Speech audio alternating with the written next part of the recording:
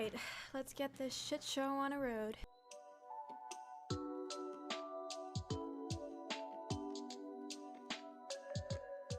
Hello guys, my name is Stephanie. How are you doing? I hope you're doing well, and if you aren't right now, I hope it will pass and you'll see brighter days very soon. Today we are discussing Colleen Ballinger, formerly known as Miranda Sings, who has been making waves on YouTube with her family vlogging channel. Make sure to stick around at the end of the video because I want to say a few things to you guys that don't specifically relate to this video. Now, if you are unfamiliar with Colleen, I will give you a brief rundown. Since 2008, Colleen has gained millions of subscribers as her quirky character Miranda Sings. This character is a satire of the many YouTube videos that feature bad but egotistical performers who film themselves singing as a form of self-promotion, despite receiving the realistic or cruel comments of so-called haters.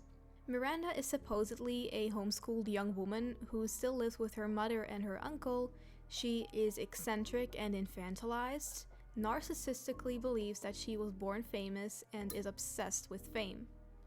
In these videos, the eccentric character sings and dances badly, gives inept tutorials, recounts her daily activities, discusses current events that she often misunderstands, collaborates with other YouTubers, and rants about her critics, reading examples of hate mails directed at the character on social media. She responds to the hate mail with her catchphrase, "Haters back off." Miranda is intentionally annoying, and that's what keeps people coming to watch the character.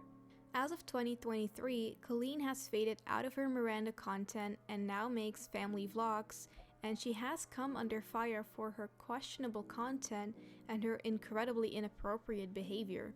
Before we dive in, I just wanted to show you this little family tree that I've made, because I'm going to be bringing up a lot of people and I can understand that it may be hard to picture how everyone is related to each other. Colleen is married to Eric and they have 3 children, 1 older son and a set of twins who are a boy and a girl. Colleen has a sister named Rachel and a brother called Chris. Chris is married to Jessica and they have their own successful family vlogging channel called the Ballinger Family, where they film their 6 children. I'm only going to be mentioning 1 daughter and 1 son specifically in this video. There's a lot to cover in this video and I can't possibly discuss everything with you today without having my left hemisphere completely deep fried.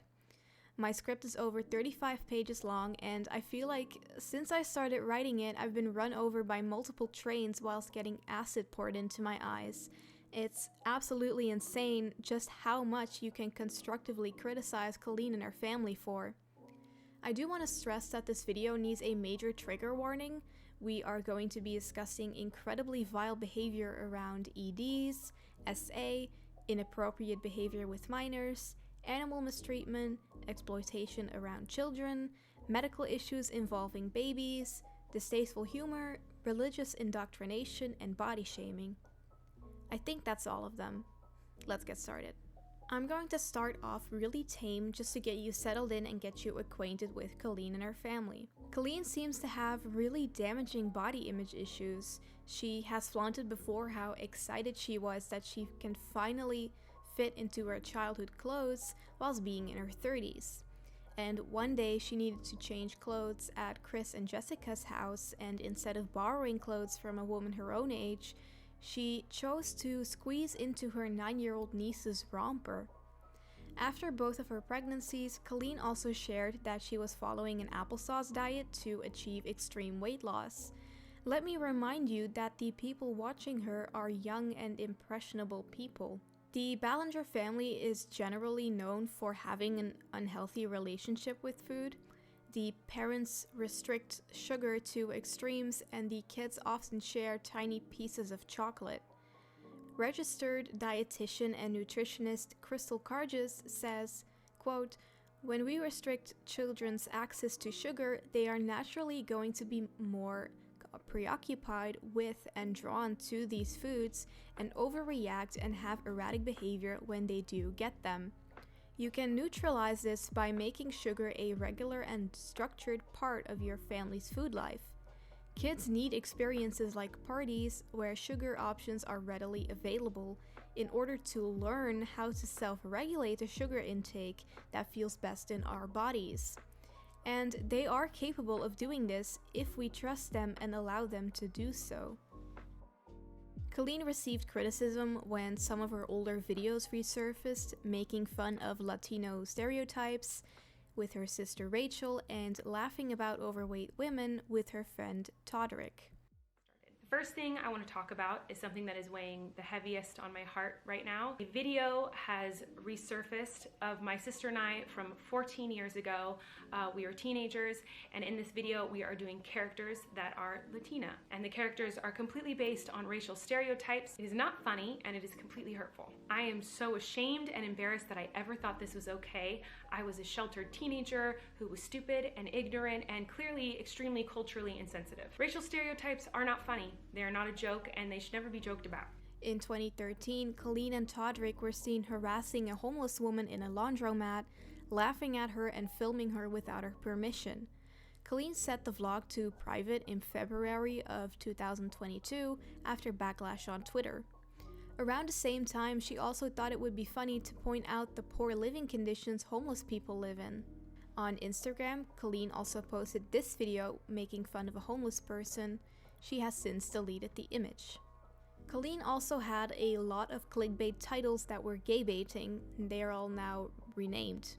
But to give you an example, she would title her videos "I'm a little bit gay," "I'm in love with a woman," "How to tell your grandma you're gay," "My coming out story." And in these videos, she would often pretend to be a very specific stereotype of a lesbian. Here's an example. So, great. YouTube Lover 3 said, "My friend wants to know how to come out to their parents, please help." I think the best way to help someone through an issue like this is to share your own personal experience. So I'm gonna talk about my coming out story. When I think I was like 17, I sat down with my mom, and actually she found out. She found out about it from someone else, and then sat me down and asked me, like totally confronted me, and I was really embarrassed and shy, and I was like, yes, it's true, I am dating a boy and I'm straight.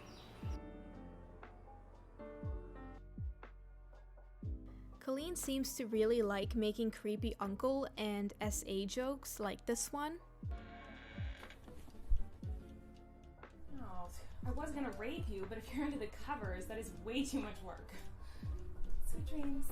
She has demonstrated a lovemaking position for a video that she likes to call The Uncle. In 2014, Colleen described Miranda's relationship with her uncle as a little too close and a little bit SA-y. And in another video, when her friend is brushing her teeth, she says, "I don't even let my uncle go that deep." And Colleen's saying her uncle loves little girls, and her uncle lets her wear his clothes while he's still wearing them. In 2020, Colleen's persona Miranda claimed her AIM username was Uncle's Little Girl hehehe08. The hehehe part was likely inspired by Rachel's username. Rachel says her first username was teehee11 because her uncle tickled her a lot as a child while saying teehee. Never have I ever had an embarrassing screen name or email address. I definitely have. Does teehee11 count? Yes. Ew. Teehee. Who says teehee? I don't want to talk about it. I don't want to talk about it. I want you to tell me why you had teehee. Because this is gonna sound so inappropriate and so like it's just gonna sound really inappropriate, and it's not. My uncle used to tickle me a lot. It sounds so wrong, and it's not. It's not wrong. It's not wrong. It wasn't like that at all. Here's also another example of Colleen joking about SA. There's boys in there. Are they gonna try to rape us? Boys? Ew. Everyone is creeping over themselves right now. Over the Mona Lisa. So there she is. And I'm gonna leave before I get raped. By the way, I can't get this off of my hand, so now my hand looks like it has been raped by unicorns. He's mad at me right now. Because he doesn't like it if my hand is on or near his butt. And so, of course, I'm a brat. And that's where I put my hand in if that's where he doesn't want it. In one of her videos, Colleen moves a microphone in and out of Rachel's mouth while their nephew is sitting on her lap. Chris says in the video, "I feel like my son learned a lot from his aunts that day." Unfortunately, this isn't the only time that they make these inappropriate jokes in front of minors. Colleen also makes extremely inappropriate jokes during her live shows. She once asked a child to reach into her pants to get cheese balls. She makes remarks such as the "give me the tingles in the dingles" and "hey daddy" jokes while young children are in the audience. And while being pregnant, she also made an unnecessary joke about, quote, having a tiny little male private part inside of her. One tour review read, quote, "inappropriate for the audience of barely teenage girls. Colleen twice dropped the F-bomb on stage and also said, 'suck my private part.' It was amazingly inappropriate for an audience of 8 to 14-year-old girls and boys. Also, Josh gyrating his sock-stuffed pelvis to simulate a large private part was disgusting and also inappropriate for said audience." Unquote. Let me show you a video of what Colleen's tour looks like.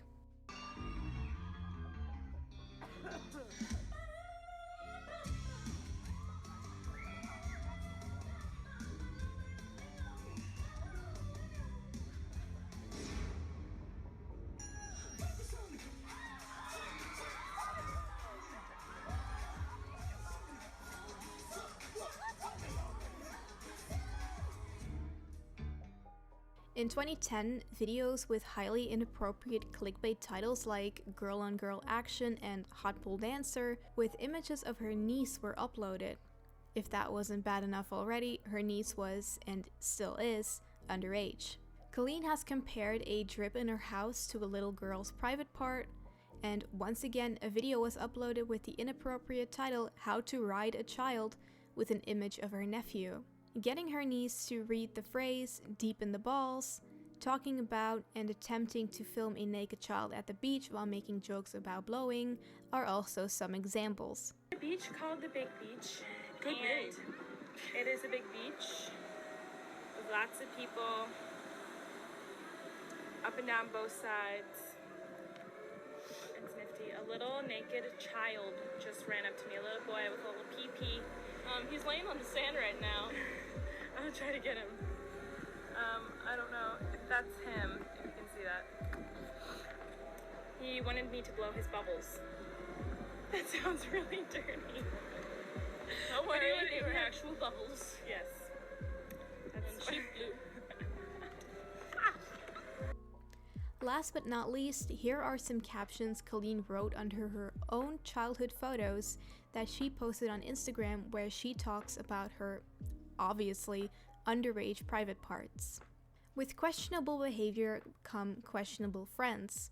It's well known that Colleen is still remaining friends with Trisha Paytas, who, since knowing each other, has tweeted the following tweets. I could go on, but I think you can understand my point.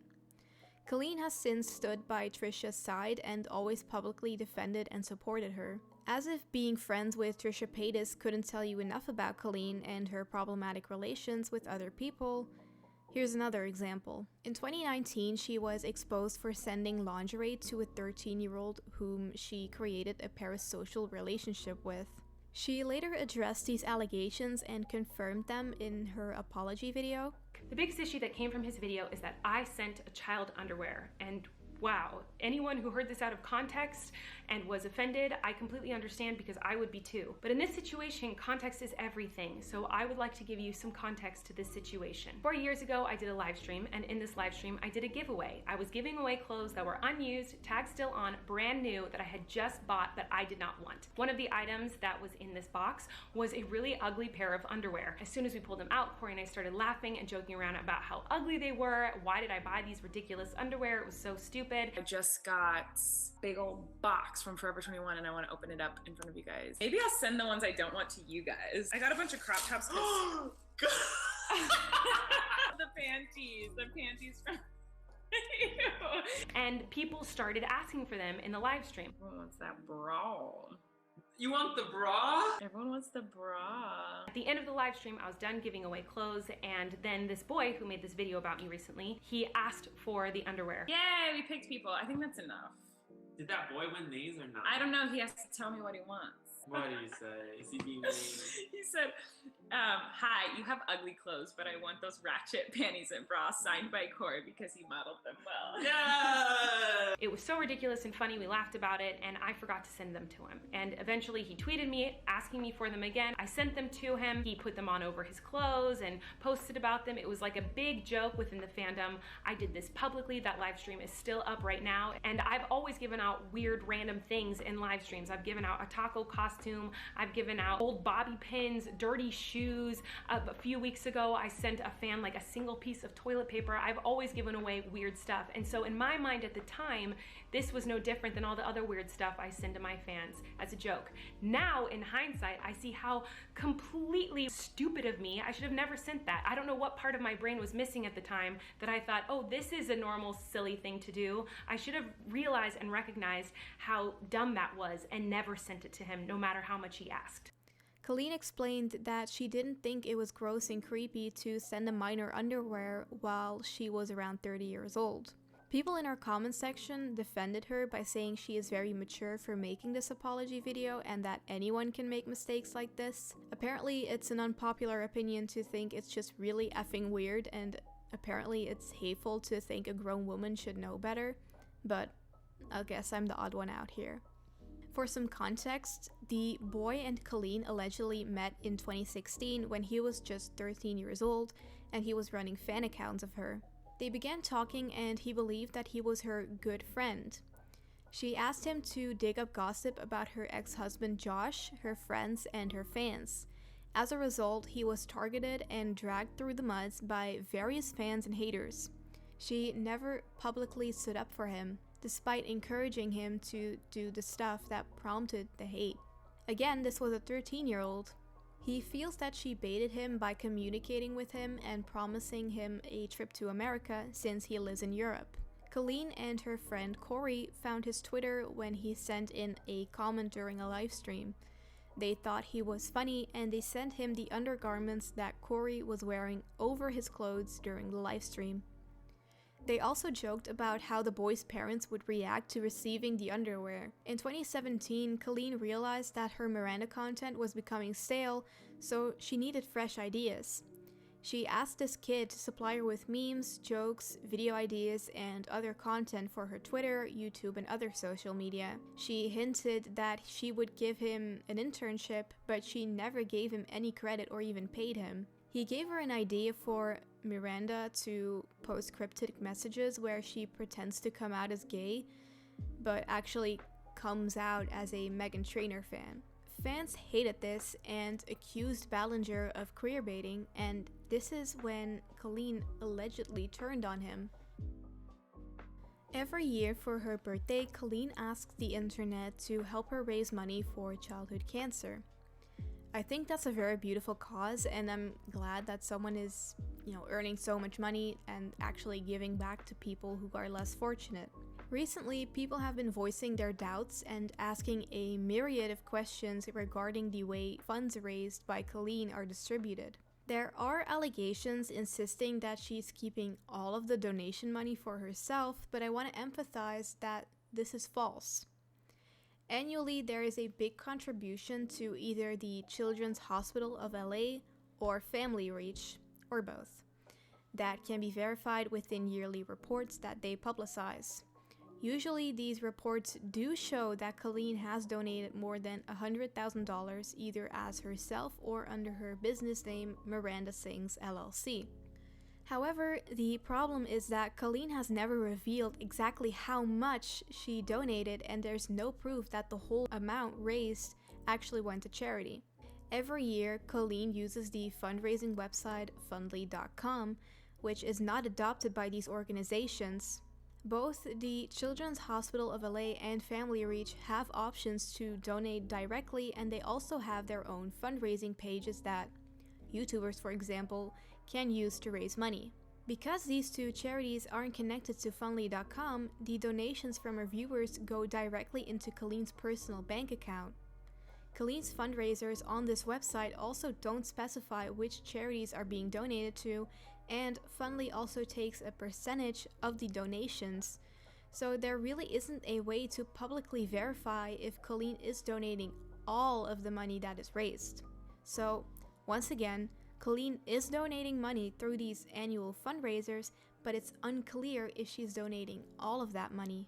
When asked to specify about what the money was used for and to present proof of spending, Colleen dodged the question by claiming people who were against her efforts were simply hating on her and her attempts to help children with cancer.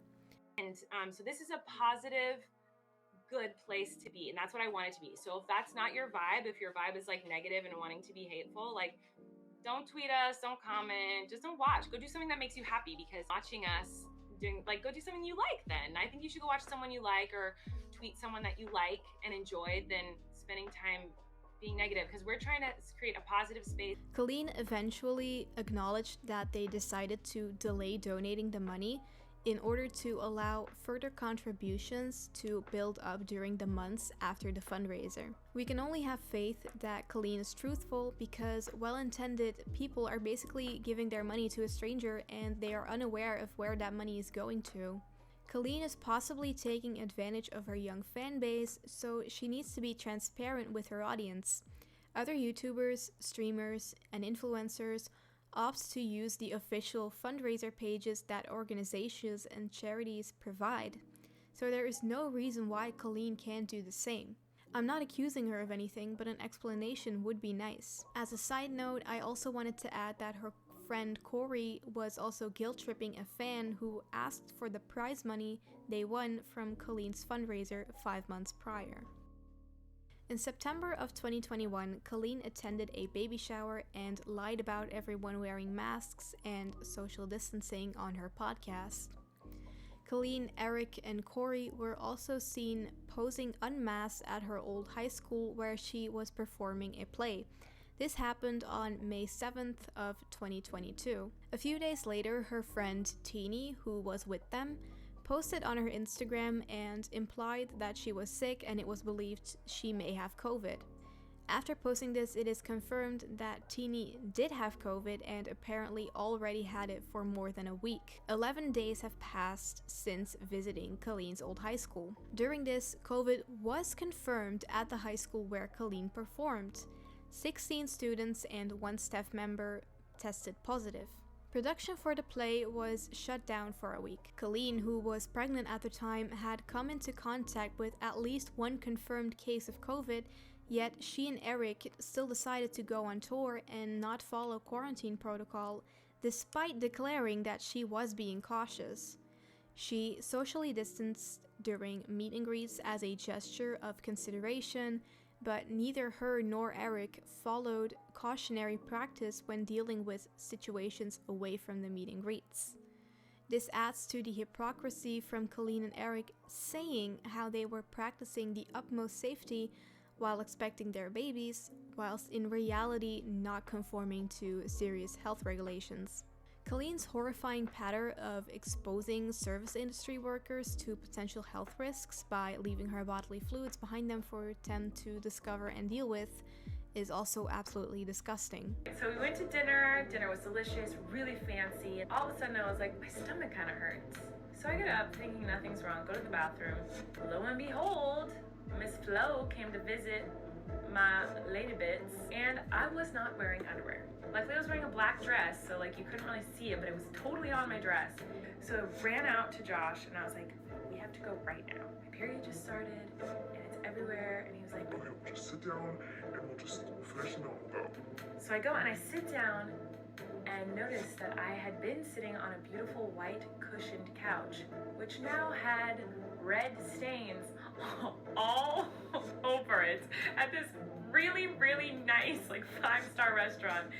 And I was like, nope, we have to go now. We have to go right now. I was super embarrassing, and we never told them obviously what happened. We just put a napkin over it and left. But we could never step foot back in that restaurant again because they totally knew it was me. There you go, internet. I have not punch someone in the face, but I did do something really bad once.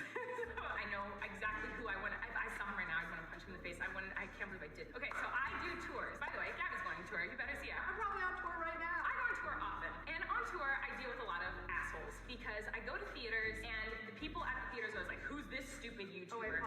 They just see me with lipstick all over my face, like, we don't want to be here. They're always rude. It's a very tech-heavy show, so we have a projector and all these videos. The whole show is timed with video projection and songs and lights and all this stuff. I have to have a projector. It's in my rider. You know it before I get there. You have to have a working projector and a screen. I get to this theater, they're like, we don't have a projector, go buy one. I'm like, sitting in my dressing room, furious, and I have to take a shit. I'm so fucking nervous about where this is going. I'm so mad. I go to the bathroom, sit down on the toilet, and watch something and go, wow, this bathroom looks really weird. Like, there's a lot of props in here. There's a lot of, like, random stuff. Like, there's, like, a lot of stuff.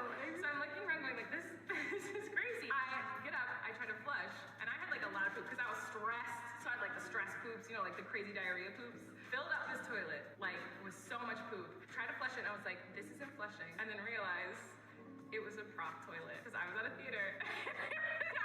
Not a real toilet, and I pooped in a prop toilet and left it. Like, did not even try to clean it. I was like, that's what you get. You're rude to me, you make me buy my own projector, you can clean up my poop out of your prop toilet that you're gonna put on stage in some show tomorrow. Colleen? What? It was not a real toilet. Good for you, Colleen. Did you tell anybody? No, just now I'm telling you. I did not tell them. I didn't tell anybody. I'm shook. For how paranoid she has been of COVID, creating biohazard zones in other people's workplaces is apparently something she finds hilarious. In 2020, Colleen tells Eric she wants another child, and Eric looks really worried and scared and asks Colleen if they can pay someone else to raise them. Let's talk about how it seems like Colleen coerced Eric to try for another kid, because looking at these clips I'm about to show you, it seems like Eric didn't get much of a say in getting pregnant again. But today we're going to be talking all things pregnancy. Are we going to get pregnant again? To answer that question, we are excited to have another kid someday. We don't know when that will happen or how that will happen. We're not trying to make that happen. We're just kind of like, it'll happen when it happens. I am a little obsessive and a little intense when it comes to trying to have a baby because I am impatient and I don't want to wait the right amount of time to check, and if I get a negative test, I'll take another test like 12 hours later. So I took probably like 20 to 30 pregnancy tests over those 3 months, and just kept hoping that I would see a positive test, and every time it was negative, it would break my heart. And so I had timed out, like, okay, I know I'll be able to know that I'm pregnant on April 15th. Like, that is the day I'll be able to know if I'm pregnant. I don't even think I was aware of No, you weren't. any of all of this. I knew everything. No, I'm just saying you weren't sharing this information with me. Like, Well, you knew we were trying to get pregnant. I know I was doing something. I didn't know that. Yes, we did. We talked about it a lot, that we were like wanting another child and we were trying for another child. Don't try to act like you didn't want that. Okay. Are you serious? I'm kidding. Oh my God. No, we fully had this conversation multiple times. Yeah. No, I know we wanted it to happen. I'm just saying I didn't know that all these tests were going on and like the dates and the Well, because after the circumstances. first, Like I didn't know all that was going on behind. Eventually, Colleen did get pregnant, and while she was pregnant with twins, her doctor had told her that she needed to change her diet because what she was eating was putting the twins at risk. Colleen later admitted that she still had cheat days, even though she was fully aware of the risk that she was taking. When her water broke, she decided to take her time eating breakfast and straightening her hair while vlogging, when she knew the twins were going to be premature and were going to be at high risk. Nothing ready. And again, I'm only 32 and a half weeks pregnant. Oh my God. These little babies are gonna be in the NICU. I'm like so freaked out by it. Okay, I'm not gonna cry. I mean, I'm gonna cry, but I'm gonna try to stay calm. Pants. Oh, yeah, they're already hurting. Okay, we gotta go. I'm not showing up hungry to the hospital. I need to put on some pants. I'm wearing a diaper. Say goodbye to this tummy. It's the last time you guys are gonna see it. Look how big she is. I feel like it already looks smaller because my water broke and so much liquid has come out. I'm straightening my freaking hair. I'm sorry, but it hurts when it's up in a tight bun like this. Just gotta keep the tradition alive. This is crazy. This is way earlier than I thought. I can't believe this is happening right now. I wasn't not expecting it to be this early. Yeah, last night I kept waking up to like painful Braxton Hicks, which I guess were contractions. I'm in a diaper straightening my hair. I cannot believe this is happening. I can't believe this is happening. Straightening your hair? Yeah. I am. I'm serious? Yes, I'm serious. Diaper straightening your hair. I'm wearing a diaper straightening my hair. And if you don't take a picture of me right now, we're getting a divorce. She was told by her doctor that she had to get there as soon as possible, but she completely disregarded what they said, and she even laughed about it while the twins were holding on for their lives. Our doctor just called and was like, "Are you guys here?" And Eric was like, "No, she's straightening her hair." My doctor was like, "Get to the hospital now. What are you talking about? Your baby's at breech. A foot's gonna pop out of her vagina." So we're rushing to the hospital, and I'm starting to feel some contraction-y pain moments down there. So I'm hoping it's not his foot popping through. Are you ready to be vlogacia this weekend? You're gonna vlog since I'm gonna be in labor. Drive you to the hospital so we can have children. Okay, we're going to the hospital. Oh, I'm starting to feel real yucky. In 2021, Colleen's twins were born premature via an emergency C-section and actually spent quite some time in the neonatal intensive care unit, NICU for short. If you're like me and your native language isn't English, you may not recognize that name. It's basically the intensive care unit for newborns. Newborn babies who need intensive medical care, for example, babies who are born early, have health problems, or a difficult birth, are often put in a special area of the hospital called the NICU. The NICU has advanced technology and trained healthcare professionals to give special care for these babies. Colleen's daughter was born not breathing on her own and was hooked up to machines keeping her alive. Her son was fighting for his life because when Colleen was delivering him, his umbilical cord came out before him and was cutting off his blood and oxygen supply. Colleen explains in one of her vlogs that she was really upset with the nurses for not taking the baby's handprints right after they were born because she also has her oldest son's handprint from his birth. I mean, it's not like they were fighting for their life or, the nurses were preoccupied making sure that they survived and Colleen was taken care of. The nurses actually had to ask Colleen, again the mother of these babies, to come in more often. Colleen and her husband Eric didn't understand why and also told the nurses that that was impossible because they have their oldest child living at home who can't be left alone. It's a lot of work, and I'm already feeling very strung out and spread thin between work and being home with spending time with my family and trying to get the house in order and kept up and figuring out the nursery for the babies and spending time with my husband and hanging out with my family. I already said all this stuff, I'm just repeating myself, but splitting my life between the hospital and home has been hard, and I'm so tired and stressed. The nurses today were like, "Okay, I think it's time you guys start coming more often." We're already there for a big chunk of the day, but one of the nurses was like, "It'd be great if you could be here the whole day sometimes and do all of their diaper changes and do all their feedings and take over everything so that we can see you doing everything." And Eric was like, "What? We have a kid at home, we have how are we gonna do that?" And they're like, "Figure it out, take turns, come one at a time, figure it out." And they were like, "You should be coming 2 to 3 times a day to breastfeed them." And I'm already there's already a 4 or 5 hour chunk of my day that is dedicated to being at the hospital. Obviously, Colleen and Eric could have taken turns being at the hospital, and they also had a nanny, so their oldest wasn't left alone. Please remember that Colleen used to go on national tours, where she also left her oldest at home. Even Colleen or Eric's family could have babysat their kid. Colleen complains that there was a 4 or 5 hour chunk taken out of her day to be at the hospital, literally making sure that her children survive. She complained that her daughter, again a premature baby, had decided not to eat anymore. Babies don't develop the suck and swallow reflex until 34 weeks. Her babies were born at 32 weeks. Soon after, this child was being fed through a tube because Colleen couldn't breastfeed anymore. She has also said in her videos that the other twin, her son, is the reason why they were born premature because he had decided to kick his water open. Colleen was at the hospital to feed her premature sick twins and then left right after to go shopping at Target. She treated this intensive care unit, which is so much more serious than a regular hospital stay, as a daycare. One day, Colleen walked into the hospital room that her kids were staying at late, and she saw that the nurse who had actually asked her to come in more often to feed her children was already feeding them. When talking about this moment in one of her videos, Colleen admits that she wanted to strangle the nurse for taking that moment away from her. The NICU today, you were eating from a bottle. Such a big, strong boy. I burst into sobs when I saw you with the bottle because I was so proud of you. I also got a little bit sad because I really wanted to be the one to feed you first. It broke my heart seeing someone else feed you before I got the chance to do it. Oh my God, it hurts like still.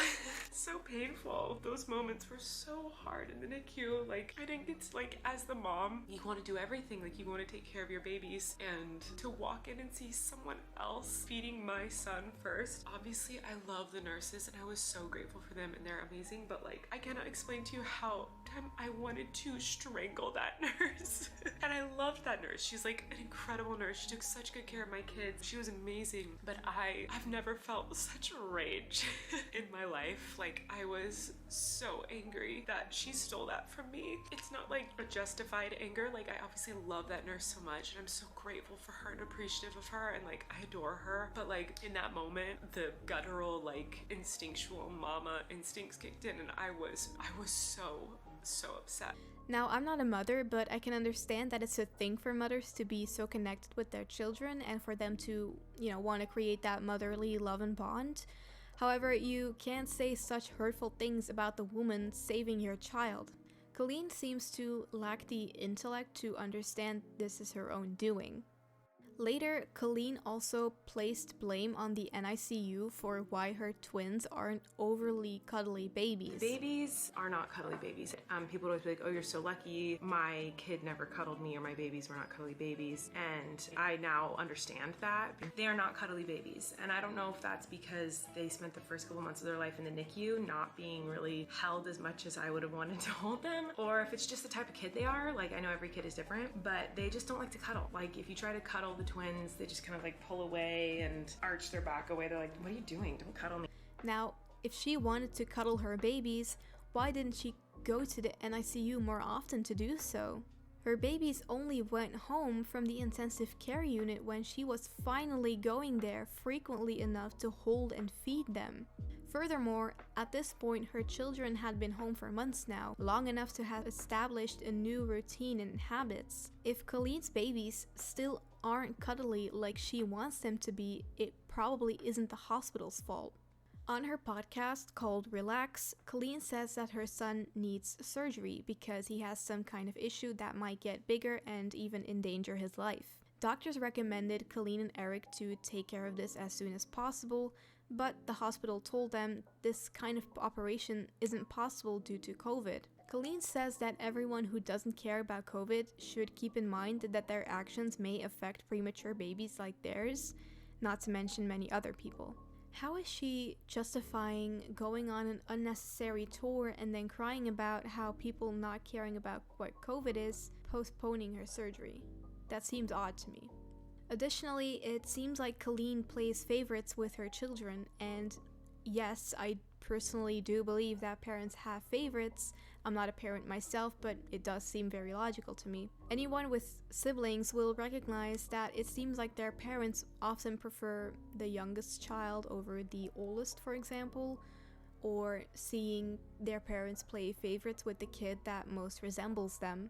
Colleen seems to hold a grudge against her infant son for deciding to be premature, and for her infant daughter for deciding to not eat at the hospital so they couldn't go home. She is obsessed with her son's weight and continuously compares it to her daughter's weight. In the hospital, Colleen would often cuddle with her son and say very sweet things to him, only to turn to her daughter and call her dramatic, ridiculous, and intense. She calls her baby incredibly needy and says she constantly wants to be held, but remember that she also said her daughter doesn't like to cuddle, but now she's so needy that she must be held more than her brother? Colleen often posts pictures of just her oldest son and her daughter, yet she never even posts a picture holding just her youngest son. She calls her daughter petite and tiny, and calls her son big and chunky, even though they probably are only a few pounds apart. She buys her son clothes that are too small for him because she wants her twins to wear the same size. And in a video called 3-Month-Old Update, she keeps comparing the twins' weight and keeps talking about how big her son is and how much he loves to eat. She talks very happily about how well her daughter was doing, but hardly says anything positive about her son. It's not unheard of to think this body shaming is severely damaging to her children and that they'll grow up having a disordered thinking pattern around food and diet culture. According to Dr. Mahajan, a child and adolescent psychiatrist, body shaming by parents hurts children the most. They should instead teach them to love, respect, and accept their unique bodies. She says, quote, "Choose your words wisely.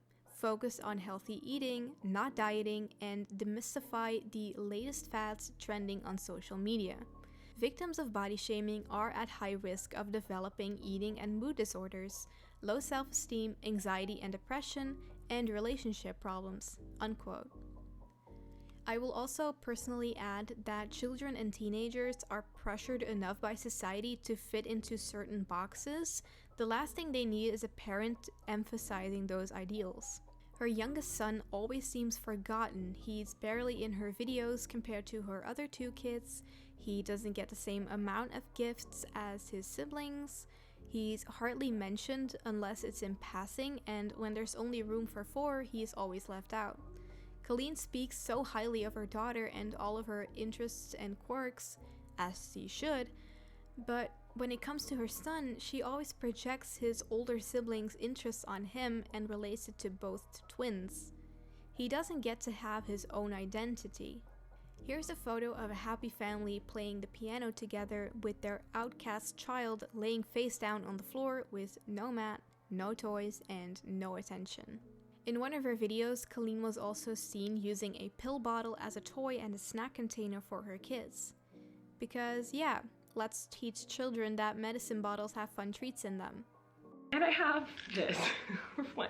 In this front pouch, I want something quick and easy to grab that can entertain him. He loves anything that opens, shakes and rattles, anything with a lid that he can try to grab and pull and get off. This is, of course, a medication bottle. Now there are Cheerios inside, so my son can shake it, he can try to open it, and I can open it for him. It is child locked, and give him a Cheerio if I want to. So there's a lot of entertainment just within this little thing. Here's also an image of the kids playing with a baby doll head in a cage as if they aren't, already spoiled as is.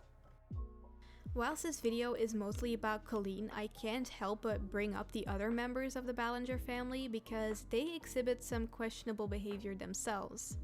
Like I mentioned earlier, Colleen's brother Chris and her sister-in-law Jessica have their own successful family vlogging channel. In 2019, YouTube changed their community guidelines and disabled comments and demonetized videos made for children and videos that contain footage of children. Both Jessica and Colleen openly expressed how disheartened they were to no longer profit off of their underage children. In 2020, Colleen also guest starred on Trisha Paytas' podcast to discuss these new rules for family vloggers, and Jessica also tweeted that she doesn't understand why you would call consistently filming your children as if they are in Big Brother child exploitation. She fails to see that it's not about her, it's about her children who will grow older realizing that their life has been a television series with no breaks, no privacy, no paycheck, and most importantly, no consent. Both Colleen and Jessica completely miss the point. They are constantly showing young children in vulnerable situations. For example, they show their children in bathing suits, topless. They're encouraging their children to make certain over-exaggerated faces at the camera. You never know who exactly is watching your videos, and you never know what their intention is. Jessica and Colleen find it really annoying that YouTube is turning off comments and monetization to stop these gross people from interacting with it, but they should feel lucky that they can still upload their content for anyone to see. Both Colleen and Jessica constantly invade their kids' privacy, use their medical conditions as clickbait, and they vlog their children's surgeries. They also display enmeshment and a complete lack of boundaries because the children are homeschooled and they have very little interaction with other kids and aren't given opportunities to develop individual identities outside of the family. All of her 6 children sleep in the same room, even though 2 of them are teenagers and the rest are toddlers. Jessica claims that they love it and that she loves it, but kids need to be taught independence, boundaries, and the importance of privacy. Not actively encouraging them to experience those things isn't doing them any good. Teenagers should be encouraged to have their own space. The whole family, especially the children, seem overly connected and want to meet another person's needs so badly that they lose touch with their own needs, goals, desires, and feelings. The children live through the production of their parents' YouTube channel instead of being their own people. In one of their vlogs titled Disney Saves the Day, Chris and Jessica get very upset that despite sponsoring their son's birthday party at Legoland in the past years, Lego didn't offer them a trip this year and expected free tickets and accommodation. They waited until the day of the birthday without a backup plan and then refused to pay themselves, blaming Lego for ruining a young child's special day. I mean, how conceited can you get?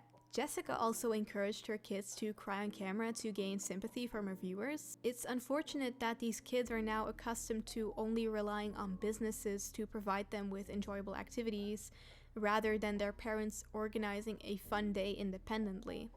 Let's talk about the education that their children receive. The Ballinger family homeschool their children with the beliefs of young earth creationism, which I'm going to abbreviate to YEC. YEC often call themselves biblical creationists because their position takes a direct, literal interpretation of the early chapters of Genesis. Young Earth creationism views Genesis as a historical record of what actually happened, not an allegory or a metaphor. YEC is the belief that God directly created the universe in 6 literal days and that the Earth is relatively young. Young Earth creationists usually place the age of the Earth at around 6,000 years, with 10,000 years being an upper limit.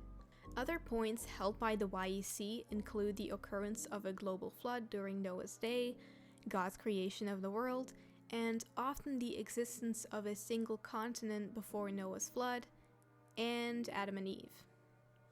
Basically, people in YEC believe that the Bible actually happened. The Ballinger family also practices child evangelism. If you're not religious like I am, you may not know what that means, so let me explain it in very basic terms. In Christianity, evangelism is the act of spreading the Christian gospel by public preaching, distributing Bibles, going door to door, ringing doorbells, handing out newspapers and magazines, so on and so forth. Basically, evangelism is the act of promoting Christianity every chance you get, similar to Twitter stands promoting a new Taylor Swift album. Child evangelism focuses on evangelizing children between the ages of 4 and 14. A pamphlet from the largest evangelist organization, CEF, entitled A Manual on the Evangelism of Children contains statements like, quote, "Children need to be justified. Sinners by nature and practice. Children stand guilty and condemned before God. They need to have this position changed. They are justified when they personally trust Christ. By him all that believe are justified from all things, from which ye could not be justified by the law of Moses. Justification deals with their guilt and condemnation and gives them a right standing before God. We need faithfully and tenderly to warn children of eternal separation and punishment. We will not coldly announce, if you go in your sin, you will go to hell. Yes, we will teach this solemn truth, but with the tenderness and entreaty." End quote. If that sounds like a bunch of gibberish to you, like it did to me, the CEF promotes the act of telling children they will burn in hell if they don't become good Christians, basically scaring and manipulating children to follow their belief system. Kids are easier to effectively convert to Christianity than adults, and in a society where religion is fading out of existence, It's easy to see why religious groups are scrambling to access the easiest people they can convert. The ethics of taking advantage of children's lack of knowledge, experience, and critical thinking skills to grow your religion are already questionable, but much of the CEF's activity is incredibly exploitative. For example, their recent Hope for Ukraine program uses Russia's invasion of Ukraine as an opportunity to send so-called gospel packs to Ukrainian children. These contain pamphlets telling Ukrainian children to ask Jesus to forgive their sins so they'll be on God's good side when he returns to Earth to punish all sinners. When viewing the world through a young Earth creationist who believes the first chapter of the Bible actually happened, it's not far-fetched to say that a lot of these evangelical Christians are also homophobic. The Ballinger family has several books from homophobic evangelist Billy Graham. Another book the Ballingers use in their homeschooling curriculum is this geography book. The description reads, "Window on the World is your ticket to travel around the world. If you appreciate Operation World as an adult, your kids will love this invaluable and age-appropriate prayer resource that develops cultural, political, and geographical knowledge through a Christian lens," and so on. Geography is a science which studies humans through space, through time, and how those spaces have shaped history. It teaches us how to understand the planet's movement, environmental changes, outer space, topics that are relevant to today such as climate change, water availability, natural resources, and so on. This book is once again written by evangelists who believe God is responsible for everything that has happened and will happen on Earth.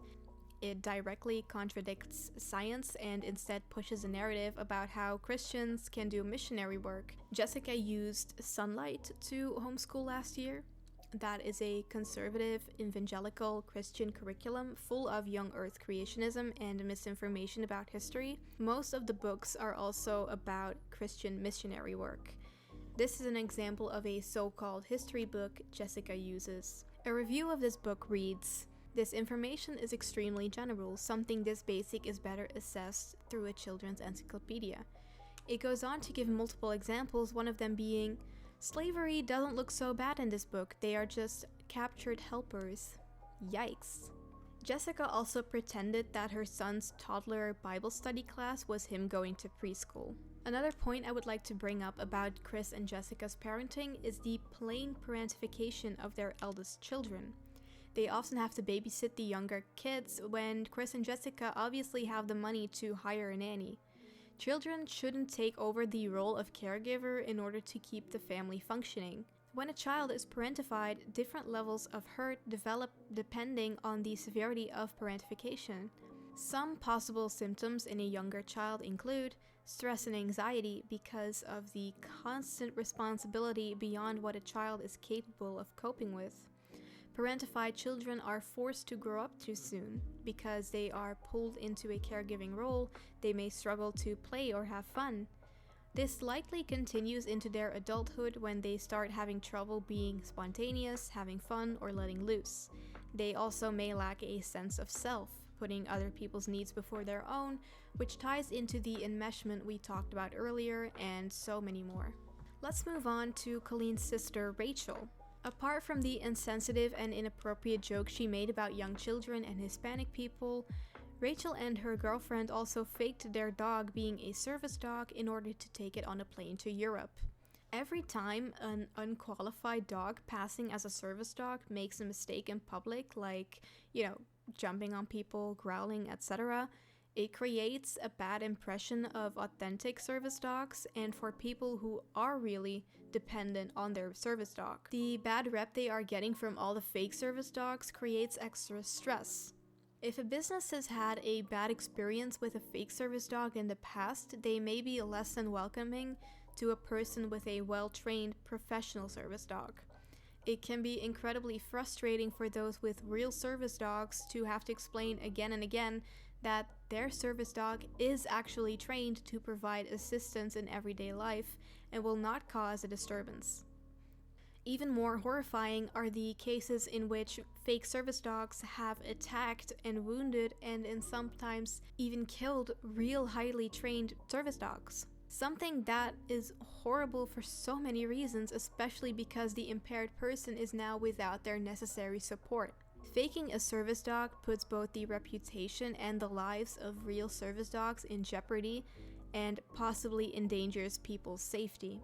On a lighter note, Rachel has also made a video where she answers her viewers' questions, and one of them was about getting rid of mustaches. Rachel goes on to say women should get rid of their mustaches because it's not cute. In the comments, lots of people said she has to be careful about the message she is putting out there due to her young audience, and Rachel deleted all the comments of people who called her out on what she had to say. She then took to Twitter to complain about the so-called hate she was getting. Colleen then decided to leave a comment about how it was her sister's opinion and she can't believe that people disagree with her on it, but people who were giving constructive criticism should just stop attacking her sister. Rachel has also called women who don't shave animals, and in a now deleted vlog, she pointed out to a big advertising board that had a picture of a minor on it with armpit hair. Rachel then says, "Look at this, guys, isn't it gross?" and points to the advertisement and starts ranting about how the girl should have just shaved her armpits and that she had a muffin top, she needed to be photoshopped, etc. As if the previous points I've brought up weren't enough, we are also going to be discussing the mistreatment of animals that runs in this entire family. Colleen openly admits that she used to abuse the family dog and jokes about how she had anger issues. She explains that one time while being angry, she pinched the dog's skin and dug her nails into it. I have like temper tantrums still to this day, and I have like anger management problems. There are times where I'm just like, "Argh!" and I just feel like I need to hit something or like scream in a pillow. I used to like actually like rip things up or get angry. So I grabbed my dog for no reason, just grabbed the dog and pinched its skin and dug my nails into it. The dog yelps, turns around to protect itself, and bites me in the face. And I got stitches and went to the hospital, and they were like, "What happened?" And I was like, "The dog just bit me." And then they had to put the dog to sleep because the dog was dangerous to be around. So I murdered a dog. It's really sad. She was a child at the time, so it's possible that at the time she didn't think that actions have consequences. However, why on earth would she talk about this so proudly and gleefully as if it's hilarious?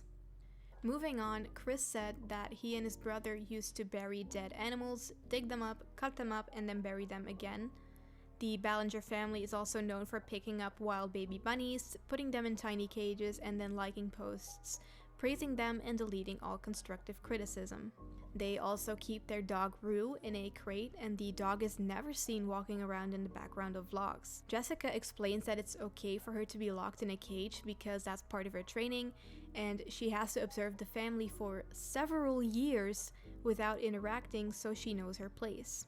Furthermore, Colleen keeps her fish in a way too tiny tank, and on top of that, there is also a video on her channel where Colleen shows the flattened corpse of a cat she knew and continues to laugh and joke about it. It's the day of the show, y'all, and look what we just found. We found Ada! Look, really there are think paws. They're paws. That really might be Ada. No. That actually, I think, is Ada. I was Is it just kidding, tail? but there's definitely paws. That's a paw. Ew, and that's a separated leg. And a fly. Ada. Ada. Bitch is dead. Ada's dead. Ada's dead. Oh. Look, if you don't know what we're talking about, watch our vlog from day one. I'll put a link to it. The whole time we're searching for this cat named Ada. We just found her. Search is over. Search is over. She's dead. Alright, I'm gonna end it here. Oh my god, what a wild ride. When I started researching for this video, I was like, oh my god, there's no end to this, and it feels so weird to finish recording this. And my jaw hurts so much from speaking English for so long. So tell me, what are your opinions on Colleen, her content, and her family? I find that she seems to think she's untouchable because people questioning her don't reach her personally. Although she has had to apologize for many mistakes she's made, it seems like she never actually learns from these mistakes. But that doesn't mean that we should just have to let this behavior continue. By criticizing the behavior of influencers, I think we are encouraging them to learn and grow from their mistakes, which should either make them better human beings and examples for their following, or show their following how flawed their perspective is on their idol and, maybe change their behavior. Let me know what you think of this video down in the comments. Make sure to check out the description as well, and if you have other video ideas you would like to see me cover, let me know. Remember, all comments are welcome, even negative ones, even ones that support Colleen and her family. Just be kind, constructive, and respectful to each other. Like the video, subscribe, and I will see you in the next one. Bye bye!